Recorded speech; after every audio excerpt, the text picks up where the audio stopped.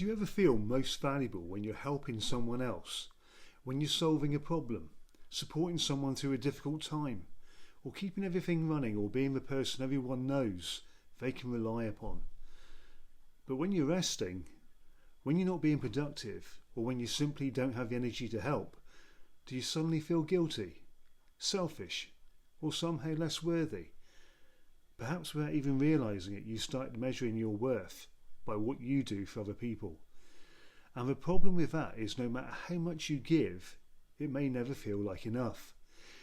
And in this video we're going to look at why caring people can become trapped in this pattern, how it affects your self-worth, and how you can begin to recognise that your value is far greater than what you provide for everyone else.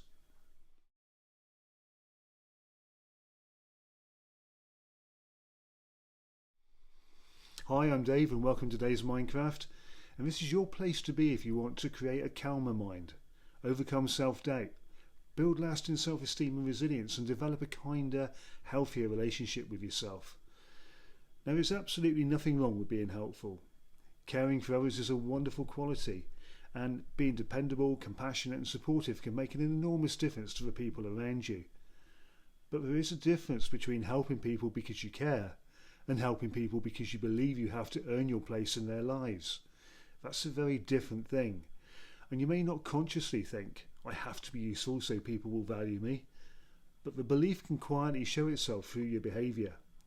You may find it difficult to say no, or you may feel responsible for fixing other people's problems. You may apologise when you can't help. You may feel uncomfortable receiving support without immediately trying to repay it. And you may even feel that simply being yourself isn't quite enough. So you become the helper, the rescuer, the organiser, the strong one, the person who remembers everything, sorts everything and carries everything. You become a human emergency service, except nobody gave you a uniform, a lunch break or any annual leave. And although people may genuinely appreciate everything that you do, constantly needing to feel useful can leave you feeling emotionally wiped out, because your self-worth becomes dependent on your performance. When you're helping, you feel needed. When you're needed, you feel valued. And when you feel valued, you feel safe. But what happens when you can't help? What happens when you're tired? What happens when someone doesn't need you in quite the same way anymore? And what happens when you say no? If your worth has become connected to usefulness, these situations can feel deeply uncomfortable. You may start wondering, am I letting people down? Will they think badly of me? Am I being selfish? Will they still want me around if I'm not doing something for them? And these thoughts can create a powerful emotional pull. And before you know it, you've agreed to do something you don't have the time, energy, or emotional capacity to do. You may then become frustrated with yourself, and you may think, why did I say yes? I always do this. I should have been stronger. But this pattern usually isn't about weakness. It's often about learning somewhere along the way that being helpful brought approval, connection, praise, or a sense of belonging. And perhaps you were known as the sensible one, the easygoing one, the peacemaker, the one who didn't cause trouble. Perhaps you learned that your own needs should come second, or third, or somewhere around number 47 on the list. You may have become very good at noticing what everyone else needs whilst becoming disconnected from what you need yourself. And when your sense of worth is low, it doesn't stay quietly in one corner of your mind. It can influence almost every part of your life. It can affect the relationships you remain in, the behaviour you tolerate, the opportunities you talk yourself out of, and the amount of rest you believe you're allowed to have. And the way you respond when somebody treats you poorly, because when you don't fully recognise your own value, you may accept far less than you deserve. Not because you're weak, but because part of you may have learned not to expect anything better. You may excuse disrespect. You may keep giving chances when nothing changes. You may blame yourself for someone else's behaviour. You may keep trying harder, believing that if you become more patient, more helpful, or less demanding, you'll finally be treated well. But you should not have to perform for basic respect. You shouldn't have to earn kindness by making yourself useful. And you shouldn't have to become smaller, quieter or easier to manage in order to deserve decent treatment. This is where an important truth needs to be gently recognised.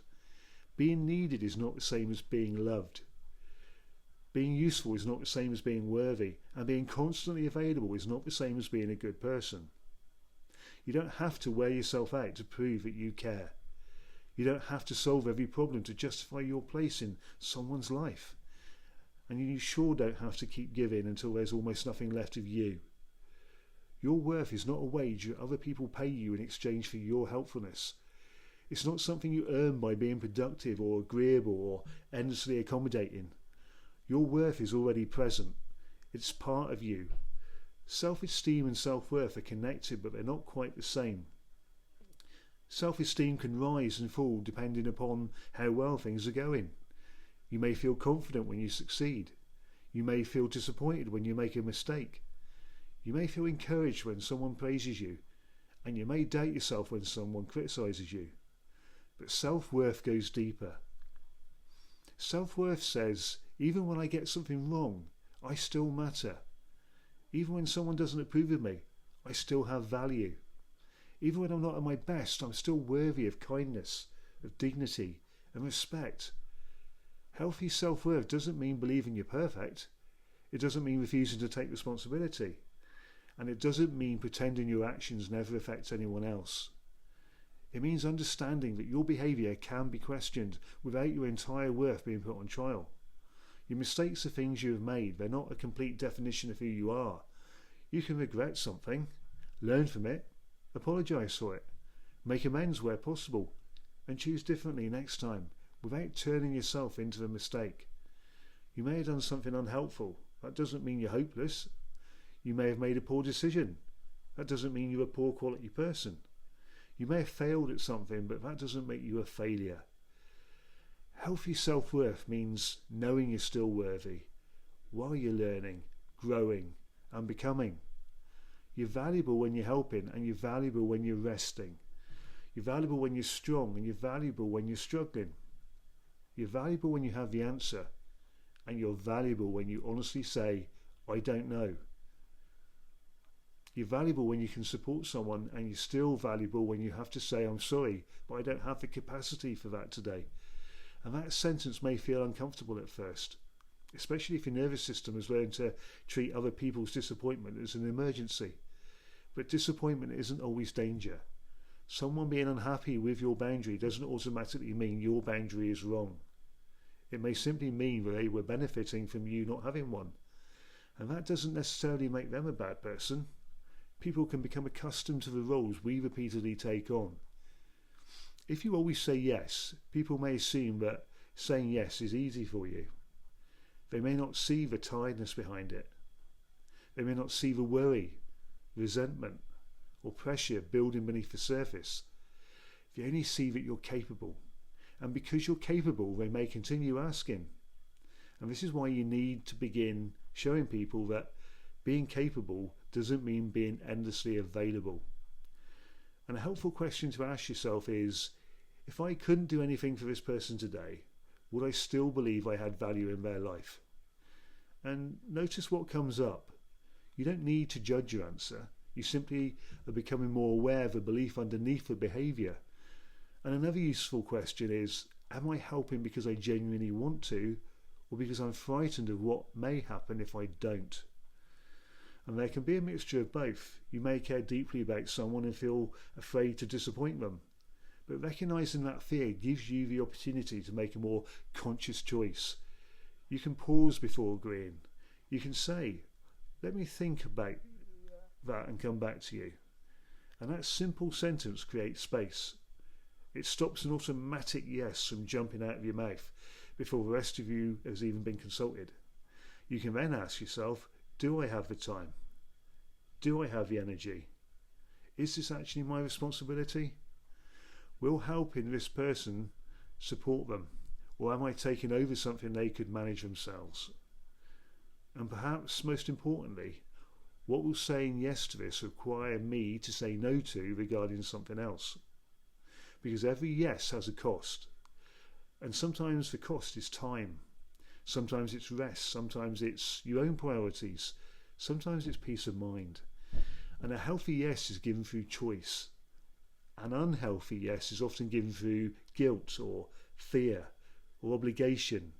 And a yes that repeatedly causes resentment may actually be a no that hasn't yet found its voice. So, learning to value yourself beyond what you do for others may also mean learning how to receive. And this can be surprisingly difficult for people who are used to being the helper. When someone offers support, you may automatically say, "No, honestly, I'm fine." You may minimise what you're going through. You may feel awkward accepting kindness. And you may believe other people have enough problems of their own. But allowing people to support you doesn't make you a burden. Healthy relationships involve giving and receiving. You don't have to keep an emotional spreadsheet to make sure every act of kindness is immediately paid back. Sometimes you can say simply, "Thank you. That would really help." Now that may feel vulnerable, but vulnerability isn't weakness. It's allowing yourself to be seen as a whole person, rather than only as a person who copes. You're allowed to have needs, you're allowed to feel tired, you're allowed to change your mind, and you're allowed to be unavailable, and to be able to enjoy your life without feeling that you should be doing something useful for somebody else. Rest is not a reward for reaching complete exhaustion, and you don't have to become unwell before your needs become legitimate. Your needs matter now. Sometimes the clearest sign of low self-worth is not what you say to other people, it's what you say to yourself when nobody else is listening. Would you speak to someone you love in the same way? Would you call them useless because they were tired? Would you tell them they were a failure because they made a mistake? And would you tell them they didn't deserve rest because they hadn't finished anything? Or would you tell them their feelings didn't matter because someone else had it worse? Probably not. So if you wouldn't speak to someone else that way, perhaps it's time to stop treating yourself as the exception. One way to begin strengthening your self-worth is to notice qualities you value in yourself that have nothing to do with productivity. Perhaps you're warm, thoughtful, funny, curious, honest, creative, loyal, compassionate. Perhaps people feel safe around you. Perhaps you bring calmness, humour, or encouragement into a room. Perhaps your presence matters even when you're not fixing anything. So try completing this sentence. I have value because, and don't allow every answer to begin with something you do for other people. You may initially struggle, and that's okay. This isn't proof that you don't have value. It simply shows that you may not have been encouraged to recognise it within yourself. You're learning a different way of seeing yourself. And you can also begin changing your self-talk. Instead of saying, "I'm only useful when people need me," you might say, "My value isn't dependent upon being needed." Instead of, "I'm selfish if I say no," you might say, "I can be caring and still have boundaries." Instead of, "I should be able to cope," you might say, "I'm allowed to have limits." And instead of, "I always get things wrong," you might say, "I can learn from mistakes without attacking myself." And these new statements may not feel completely natural at first. That doesn't mean they're false, it means they're unfamiliar. Old beliefs can feel true simply because they've been repeated for a very long time. You're not trying to become less caring. You're learning to care without disappearing. You're not abandoning people. You're including yourself among the people who matter. And you're not becoming selfish. You're becoming more balanced, honest, and sustainable. Self-worth isn't arrogance. It's not believing you're better than anyone else. It's recognising that you are no less important than anyone else. It's the quiet belief that your feelings matter, your needs matter, your boundaries matter, and your life matters. Because when your own worth is no longer dependent upon constantly helping, your kindness becomes freer. You can give because you choose to, not because you're frightened of losing approval. You can support people without taking full responsibility for their lives. You can love people without abandoning yourself. And you can be present without always having to perform. So next time you notice yourself automatically rushing to fix, rescue, take responsibility, pause. Ask yourself, is this kindness or is this fear wearing a kindness costume? And that question may subtly reveal what is really happening. And perhaps ask yourself one more. What choices would I make if I truly believed I was already worthy? Would you speak to yourself differently? Would you rest sooner? Would you ask for help? Would you stop chasing the approval of someone who rarely gives it? Would you create a boundary? Would you take an opportunity instead of automatically deciding that you're not good enough? Or would you expect to be treated with kindness and respect?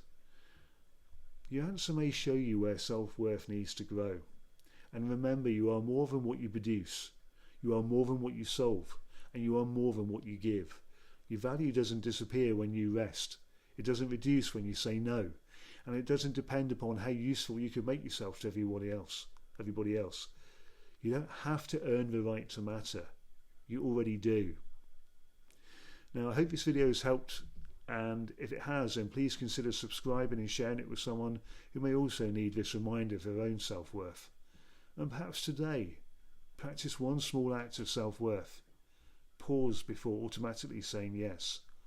Accept an offer of help. Take a break without explaining yourself. Challenge one cruel thought. Create one small boundary. Or simply remind yourself, my value is more than what I do for others. Thank you for being here. Take good and kind care of yourself. And I'll see you in the next video.